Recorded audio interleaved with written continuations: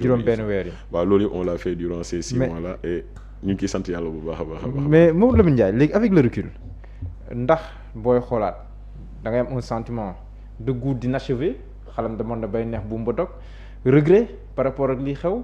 wala da ngay jàpp ne lu waroon am la mu am c'est une décision qu'il faut assumer. non man je pense que ne dans toute chose et moom laa wax tamit tey man je suis un croyant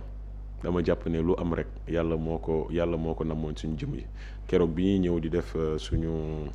passation de prise de service. yàlla waxoon na jour bi nga xam ne aussi fa la ñuy suñu mission di jeex mais il peut y avoir un sentiment de regret parce que au bout des 6 mois également je me suis donné corps et âme ça moom je pars vraiment avec la conscience tranquille que lépp lu ma mënoon def pour faire avancer la boîte je l'ai fait. On avait des projets et on aurait aimé également continuer dans cette lancée-là. On avait créé un climat de confiance à l'intérieur de l'APROSI concernant les agents qui y travaillent, mais on avait surtout donné de la confiance aux industriels qui avaient envie de continuer de travailler avec nous. Mais nag l'État c'est la continuité ki fa ñëw tey ñu ngi koy ñaanal yàlla aussi liggéey bi nga xam ne nii sumboon nañ ko fa mun ko àggale ba def sax lu raw li nga xam ne ñun defoon nañ ko foofu ci kër ga. mais est-ce que yow amoo si responsabilité personnelle dégg naa ñu ne Mamadou Lamine Ndiaye da nga ko proposé poste ministre maanaam fa mu nekkoon dafa juróom benn weer da nga ko faroon jële yóbbu ko fu gën a kawe muy siéger au conseil des ministres mu gàntal.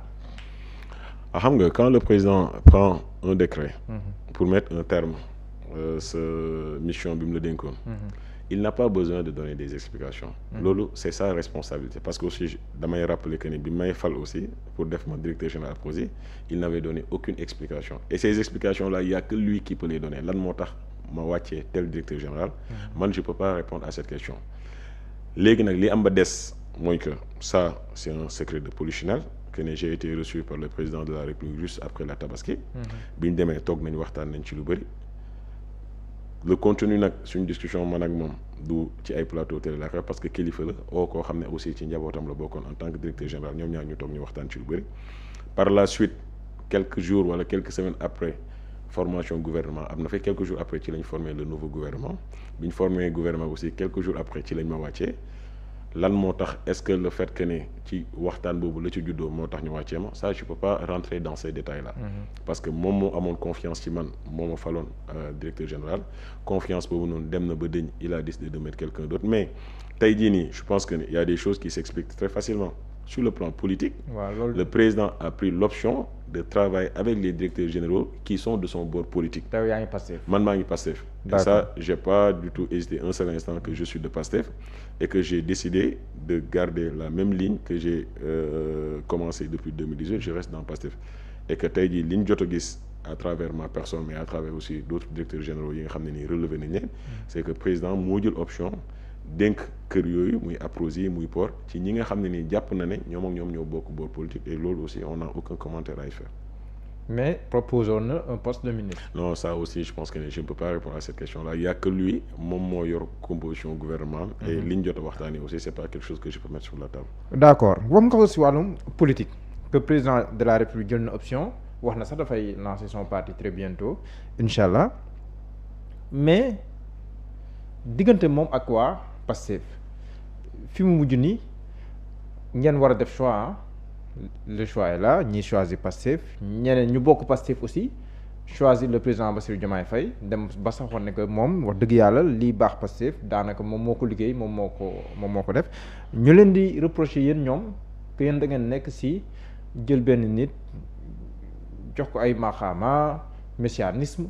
parce que yow sa sànq bi ngay wax nee nga moom nga déglu mu convaincre la nga dugg ci parti bi loolu yëpp tamit mu mel ni ñoom dañoo jàpp ne yéen da ngeen désaxé maanaam lii taxoon ngeen doon xeexandoo yéen ñëpp mbirum projet léegi jóge ngeen ci mbirum projet mais yéen a ngi ci mbirum nit. waaw je pense que pour revenir ci li ñenn ñi tuddee messianisme bien vrai que ni le mot en tant que tel c'est pas quelque chose de péjoratif parce que je vois que ku ñu wax messianisme sax léegi da ngay jaxasoo mel ni da ngaa bokkaale wala alors que messianisme du dara loolu parce que ñenn ñi ci benn boor lañ koy gën a déggee. voilà exactement c'est sur le côté religieux tout ça mais je dois juste rappeler une chose président de la République moom lañ dégg mu wax ci jotaay boo xam ne am na ko ak ay journalistes mais kii di Ousmane Sonko pendant 10 ans je me suis battu pour faire de lui le président de la République et lui pendant 10 jours moom ma fal président de nee na xool chaise bi et que moom du mës a bàyyi tant que nekkul président de la République. Oui. ci 100 jours yi la waxoon ci 100 jours yi waaye mais ñun peut-être ci 100 jours c'est yooyu important ci 100 jours yi la waxoon loolu. mais peut-être am na lu évoluer moom ci wàllam. mais ñun amul lu évoluer su ma ne ko ci suñu wàll. et Diallo en fait waa Pastef. buñ décidé ne dañu ànd ak Ousmane Sonko bëgg ko def président de la République. yàlla dogal li muy dogal moom. et je pense que ça aussi les gens ne le rappellent pas souvent. ñun ci li ñu xam ci politique. et yow je pense que ne yaa ngi suivre actualité politique depuis des années. Sénégal dafa am lu ñu tàmmaloon dañuy nekk ci parti di xeex ñun ñëpp pendant des années. bu ñu demee ba jëmmi jamono bu fekkee ki nga xam ne nii moo jiite parti ba mënatul présenté wu souvent parti ba du am candidat. jarul mooy joxe exemple dund nañ ko fi 2019 ñaari grands leaders yoo xam ne nii nekkoon nañ ci ñaari parti keroog bañ demee ba nga xam ne nii mënuñoo déposer ñoom seen candidature ils ont préféré ne pas proposer un candidat de leur propre parti. dem soutenir ñeneen lañ def. messianisme nag mooy ki nga xam ne moom amoon na possibilité boobu ñu ne ko nguur kenn du ko dénkaane et il avait même la possibilité peut-être de faire reporter les élections defu ko mu xool ci biir njabootam parce que gëm na ni moom c'est pas sa personne qui est la plus importante am comme joxoñ ñun ñëpp ñu ànd ci campagnal ko ba kooku nekk président donc xanaa tey messianisme boobu tey la poser problème mais moment bi muy décider ni nit kii laa jël moom laa joxoñ pour mu nekk suñ candidat boobu personne n'a parlé de messianisme léegi nag il y a aujourd'hui benn lu bees lu ubbeeku mooy que dans le parti parce que moom ci boppam loolu la woote on a un président de parti et on a un président de la République et on nous demande de faire le choix soit da ngay ànd ak le président Ousmane Sonko wala da ngay ànd ak le président de la République man j'ai pris l'option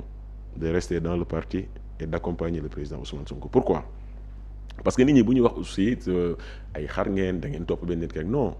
c'est pas ça parce que Ousmane Sonko aussi suñ nawle la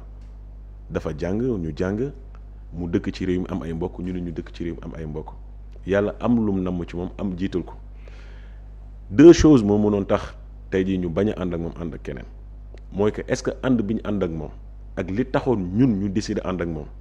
est-ce que wàcc na yoon bi ba tax ñun ñu bàyyi ko dem ànd ak keneen est-ce que ñun lépp lu ñu waxoon de 2018 à 2024 buñ ñu nattee ci programme bi nga xam ne nii proposé woon nañ ko en 2019 et en 2024 entre le président Ousmane Sonko ak le président Diomaye kan moo ci gën a éloigné wu parce que messianisme bu ñuy wax ce n'est pas de notre côté bu fekkee que ni ñun am na lu ñu gëm mooy notre fidélité face au projet parce qu'on ne s'était pas engagé pour être derrière Ousmane Sonko on ne s'était pas engagé pour être derrière Bassirou Diomaye Faye on s'était engagé pour rester fidèle au projet que nous voulions proposer aux Sénégalais léegi nag à l'heure du choix du ma tànn Ousmane du ma tànn Diomaye ki may tànn mooy ki nga xam ne nii jàpp naa ne par rapport à mes valeurs par rapport à mes principes kan moo ci gën a jege li taxoon man ma engagé en politique et aujourd'hui le choix il est vite fait donc on n'est pas en train de faire du messianisme on est en train juste d'être fidèle à nos engagements depuis que nous avons pris la décision de faire de la politique donc c'est exactement ce qui s'est passé. mais président Diomaye boo ko dégloo day jàpp ne si engagement yi da nekk ba tey parce que dafa ne woon moom du dugal loxoom si wàllum justice loolu la nekk di def ñu bëri mere ko mais moom loolu yàgg wax parce que dafa ne sax yéen bi ngeen nekkee opposant di xeex loolu ngeen doo xeex kuy dugal loxoom si wàllum justice dugalu loxoom si wàllum justice jàpp na ne moom projet bi taxoon ngeen di xeex moom moo koy incarné moom moo koy doxal fu mu toll nii ay ñooñam sax jàpp ne yenn saay am na ay kàddu yu jugee si beneen boor bi mooy seen boor yéen yoo xam ne nii du ay kàddu wor ma day mel ni yenn saay da ngeen koy jiital ba pare di ko faxasal même ces alliés pour day naan mosuñu gis ñoom dans l'histoire politique du Sénégal nit joxoñ nit ba pare mu falu mu koy gàllankoor. Diallo ñiy wax loolu tontu leen lu yomb la ñun bi ñuy bëgg Bassirou Diomaye Faye ànd ak moom amul décret amul dëgg on l'a aimé tout simplement parce que c'était notre frère de parti et on s'est battu pour qu'il soit président de la République donc ñun ci suñu wàll ñun waa Pastef amuñu woon benn raison comme li ngay wax nii dañ ko doon seen déedéet ñoom ñiy wax lii yëpp biñ commencé bëgg Bassirou Diomaye Faye mooy keroog bi Bassirou Diomaye Faye yoree décret mën a nommer ay ministres mën a nommer ay directeurs généraux mën a nommer ay PCA. non mais waa Diomaye président xeexal na ko ba mu nekk président. ñoo doon ànd ak moom di campagne. kañ lañ ko commencé xeexal. bi ñu ànd ak moom di campagne. bi ñu ànd ak moom di campagne boobu fekk na liggéey bi Pastef def na ko ba pare. ça aussi on peut pas réécrire l'histoire kan ci ñoom moo mën a taxaw que ni ñoom ñoo tax Bassirou Diomaye Faye nekk président de la République les Sénégalais sont là Sénégalais yi ils ont cotisé ils ont battu campagne. c'est pas ça le plus déterminant. Non li ngay wax ni yëpp c'est des formalités. Récépissé il y a plus de 400 partis au Sénégal pour nga mën a am kenn ku la ci jox récépissé Kaolack géem a jógee rek je peux trouver 50 personnes yoo xam ne bu ma leen laajee récépissé tey ñu jox ma c'est pas ça le plus important. Le plus important encore une fois il faut qu'on revienne aux fondamentaux maanaam lan moo tax sénégalais yi votel Diomaye ak kan moo sant pour que sénégalais yi votel Diomaye et loolu ñu bëgg ko ak ñu bañ ko nit ñi dañoo jàppoon que ne moment boobu noonu le président Ousmane Sonko ne pouvait plus se présenter et que le président Ousmane Sonko moom moo joxañ ne Bassirou Diomaye Faye la ñuy def candidat ëllëg si dina nekk président de la République keneen ku mën a joxe une explication da laa neex wala da nga bëgg a raconter le roi pour que mu mën a kontaan ci yow pour fal la mais c'est ça la réalité historique et loolu kenn mënu ko dindi léegi maintenant pour en revenir à ça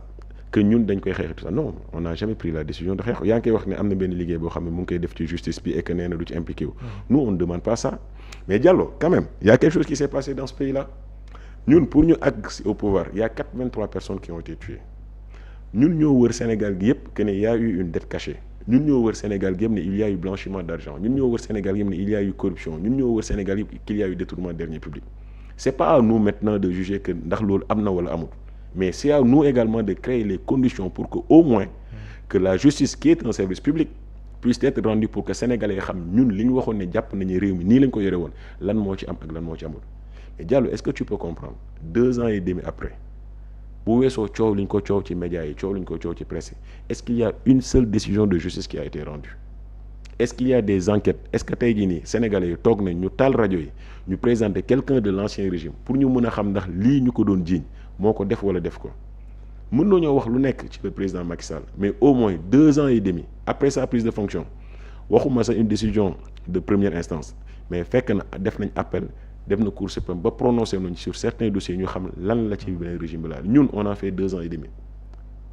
je vous le dis encore ba tey jii may wax ak yow sur les 83 personnes qui ont été tuées sur l'histoire des blanchiments d'argent sur l'histoire de la corruption de la concussion sur l'histoire des détournements de deniers publics ba tey jii nii y a pas quelqu'un qui s'est présenté devant la barre pour que sénégalais yi mën a xam lan la ci def ak lan la ci def 2 ans et demi 2 ans yoo xam ne ni yéen a ngi woon ci biir absolument kon yéen ñëpp yéen absolument cette responsabilité elle est commune non pas du tout parce que bul fàtte que ne débat bi nga xam ne nii ça s'est toujours posé mooy tey jii nii la participation du président de la République au niveau du Conseil supérieur de la magistrature peut-être ce qu'on peut reprocher mooy tey jii au niveau des textes au niveau de l'Assemblée nationale mais sur la mise en place d'un système qui nous permet aujourd'hui de mettre en place li nga xam ne nii moo mën a permettre tey sénégalais yi ñu xam kan moo def ak ñoo kan ñoo defut mais loolu ayoo yéen mu ngi nekk ci diggante président de la République Conseil supérieur de la magistrature ak ministère de la justice donc keneen ku ñu wax que ne mënoon na ci wala mënoon na ci def ne non dañ la ci bëgg a boole rek dafa am certains domaines yoo xam ne mais bi fi Ousmane Diagne nekkee ministre de la justice ñu wax ne dafa yéex ñu def benn réaménagement ñu jël ministère de la justice jox ko ku bokk ci yéen madame Yacine Fall. léegi ma posé la benn question. oui diggante bi fi Ousmane Diagne jógee. oui ak bi ñuy mettre madame Yacine. Yacine Fall. oui ñaata conseil supérieur de la magistrature ñoo fi am pour. yëguma ci benn. amul benn ça veut tout dire l'organe délibérant sur les affectations au niveau du parquet au niveau également des juges du siège. c'est vraiment le conseil supérieur de la magistrature donc mën nga changer les ministres mën nga dindi Diallo teg fa Lamine wala nga dindi Lamine teg fa Diallo mais bu fekkee que ne fa nga xam ne nii fa la ñuy tànn yan magistrat ñoo war a àtte ak ku ci nekk lan nga war a def ña fa nekkoon ñoo fi nekk ba tey mais on aura beau changer les ministres mais ça ne bougera pas. moom sax dem na ba Assemblée nationale wax difficulté yi muy am par rapport ak yenn instructions yi ak yooyu loolu tamit est-ce que nekkul aveu. non c'est pas un aveu parce que gis nga li tax c'est bien qu'elle l'ait fait parce que tey jii nii bu ko deful qu'est-ce qu'on aura dit moom de bañ ko defee ministre de la justice ba léegi def fi dara mais au moins elle aura alerté et alerté moo doon lan mu ngi joxe instruction mu ngi bëgg yenn dossiers ñu traiter ko de cette certaine manière mais ministre de la justice mënul nekk devant les barres mënul nekk au niveau du parquet pour wax que ni dossier bi lii lañ ci def wala lii lañ ci def maintenant au niveau du conseil supérieur de la magistrature si on ne met pas les magistrats qu'il faut à ces postes-là pour que tamit diligence bi war a am ci dossiers yi ñu mën ko def une priorité nationale pour que sur l'histoire des 83 morts sur l'histoire tey jii nii de la dette cachée sur l'histoire des détournements de deniers publics ñu mën ko diligenter ba ñu mën ci am ay décisions de justice loolu tu auras enlevé Jean pour mettre Paul mais ça ne bougera pas. mais gisoon aussi ñii di bàyyi Pastef aussi dem rejoindre le président Bassirou Diomaye Faye que saña bi fu mu toll nii franchement ça commence à être inquiétant am déet. non c'est pas inquiétant pour quelqu'un qui connaît Pastef léegi nag oui c'est vrai que ne tey jii ngay xëy chaque jour Facebook diw bind na diw démissionné il faut respecter man peut-être jàngat bi ci nit ñi di am di xas di xànc di kii c'est pas le plus important et tey jii man en tant que responsable de Pastef je suis beaucoup plus intéressé yow yaa ngi wax saigner des gens qui partent mais par l'affluence ci ñi nga xam ne nii tey ñu ngi ñëw di jënd ci carte moo ëpp téeméeri yu ñoon peut-être ces dizaines de personnes là qui partent parce que nag au soir du dimanche nit ñi kenn du leen peese dañ leen di compter si tu as 10 personnes qui partent alors qu'en retour tu as 100 personnes qui arrivent ku ci nekk benn carte rek nga yor de te bés dimanche ca ngoon carte yooyu la ñuy compter benn par benn donc man je ne suis pas du tout mais lii c'est tout à fait normal mënoo leen comprendre aussi que état ak dooleem que président de la République décide créer parti et que moom mu nekkoon suñu biir parti pendant plus de 10 ans qu'il décide de créer son propre parti et que du am ay nit yu jógee ci yéen dem fekk ji ko donc ku yaakaaroon que ni tout le monde allait rester je pense que ni ñàkk xam politique la mais tamit ki nga xam ne nii dafa jaaxle parce que y a quelques dizaines de personnes qui décident aller kooku tamit peut-être dafa xamul dafa jëlul température dëkk bi parce que nag température dëkk bi c'est pas des dizaines de personnes qui partent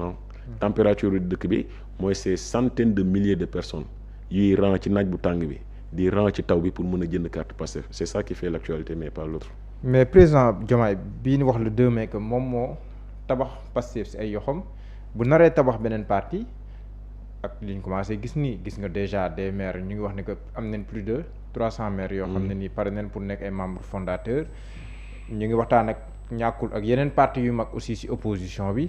est-ce que duñu isoler Pastef après ba nga xam ne nii boo moytul la koy dese ci échiquier politique bi dafay néew lool. mais Diallo si tu connais bien l'histoire de Pastef li ci président Diomaye li ci président Macky Sall def pour isoler Pastef wala isoler son leader et que tey jii nii résultat bi mooy lan il a été radié de la fonction publique. Il a été emprisonné. On a eu des militants qui ont été tués. Le parti a été dissous. Nos sièges ont été saccagés. Suñu matériel yi nga xam ne mu lañ daan liggéey ñu ñëw confisquer ko nangu ko et malgré tout ça keroog bañ koy def keroog la ñuy gën a am doole. Pensez que quelqu'un gi nga xam ne dafa bokkoon ci ñun génn na ci créé na pas et tout à l'heure vous l'avez dit bu fekkee le président de la République moom mi nga xam ne moo wax ne moom moo créé parti Pastef ci ay loxoom il lui a fallu 10 ans quand même pour que tey jii nii Pastef mën a gagner pouvoir faut pas penser que ni moom au bout de 2 ans mën na fi créer parti boo xam ne mën na sonal Pastef gi nga xam ne moom ñun xeex ak pouvoir ma ne ko tàmm nañ ko on a fait que ça depuis 2014. loolu tam peut-être c'est une nouveauté c'est la première fois ñu gis parti au pouvoir buy juddoo. il y a absolument rien de nouveau. xam nga fii nouveauté bi au niveau de Pastef. ñaar rek la mën a nekk. peut-être loo xam ne nii mënoon nañu sonal. mooy qu'on décide de trahir l'idée du projet qu'on avait au départ. wala que ki nga xam ne tey moom moo ko jiite mu nekk ci leneen loo xam ne ni digleewu ko woon ak Sénégalais mais tant que ces deux composantes là ñu ngi nekk sur place parti bi day gën a jëm kanam tey la ko Sénégalais gën a bëgg tey lañ gën a adhéré et la preuve moom ci boppam nee na dañoo bëggoon am 500 000 adhérents finalement on n'a pas eu 100 000. Oui. Donc ça c'est son bilan et c'est lui qui le présente comme tel. Nous on part déjà que on veut 1 million d'adhérents et je pense que au dernier chiffre on est déjà à 600 000 personnes qui ont déjà acheté leur carte donc lii mooy Pastef. Mais quand même est-ce que xeex bi ngeen xeex président Diomaye tam si wàllum communication